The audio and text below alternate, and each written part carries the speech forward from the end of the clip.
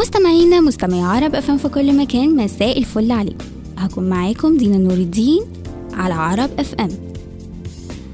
جواز الصالونات عقد البنات وولاد كتير، خصوصا لو كان من طنط الخطبة أو أصحاب قرايبك، أو يا سلام بقى لو من أولاد أصدقاء بابا وماما. وساعتها البنت بتتخض وتقفل وتتضايق تحت مسمى أنا ما بحبش جواز الصالونات، اللي هو جواز حبوا بعض. دلوقتي تلاقي مثلا مامتك بتكلم واحدة صاحبتها بقالها سنين ما كلمتهاش، واتفقوا ان هما لازم يتقابلوا، وبعدين تلاقيها فضلت تتحايل عليكي عشان تيجي النادي تسلمي على طنط سماح صاحبتها، وتتفاجئي ان مامتك وصاحبتها مش قاعدين لوحدهم، وتلاقي طنط سماح ابنها قاعد جنبها متشيك ومتأنتك. قال ايه؟ بالصدفة البحتة كان وراه مشوار بس اتلغى، وكان المفروض يوصل مامته، فقرر يقعد معاها شوية ويبقى ياخدها ويروح. الموقف ده اتكرر مع بنات كتيرة بكذا سيناريو وكذا طريقة، في خطوبات بقى وأفراح وعزومات وكل. وبيبقى هنا خلاص ساعتها الأمهات قرروا واتفقوا إن هما لازم يوفقوا راسين في الحلال. وفي المواقف اللي زي دي الطرفين بيبقوا مش عارفين يتصرفوا ازاي، وغالبا البنت بتبقى موافقة على المقابلة علشان خايفة من كلمة عايز، وساعات بتكون مرتبطة بواحد تاني أصلا وجاية غصب عنها.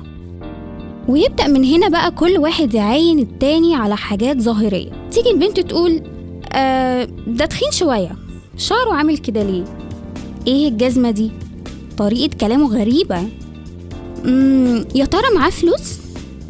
والولد كمان بيبدأ يتفرج على البنت ويفصلها من فوقها لتحتها، ولو عجبته بيبدأ يتفق على باقي التفاصيل، ولو البنت ما عجبتوش يشاور لمامته بعينيه، وبعدها مامته تقول طيب فرصة سعيدة بقى يا حبيبتي، وتروح تدور له على واحدة تانية.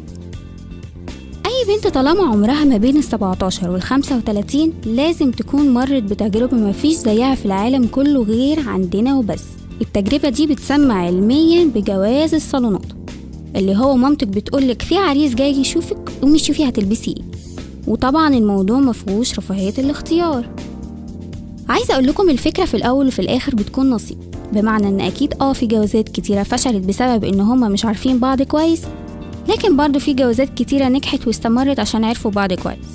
وكله بيرجع لفترة الخطوبة اللي هي تعتبر فترة حجر الأساس، لان في جوازات كتيرة كانت عن حب وبرضو فشلت او على الأقل حصل فيها صدمات. فمثلا بالرغم ان عنتر بن شداد حارب عشان يكسب قلب عبلة، وحارب تاني عشان يتجوزها، إلا انه اتجوز عليها 7 عادي. يعني أكيد طريقة الجواز مش مقياس، لكن المقياس في الاختيار، وكل واحد والطريقة اللي تناسبه على حسب تفكيره. كنت معاكم دينا نور الدين على عرب FM.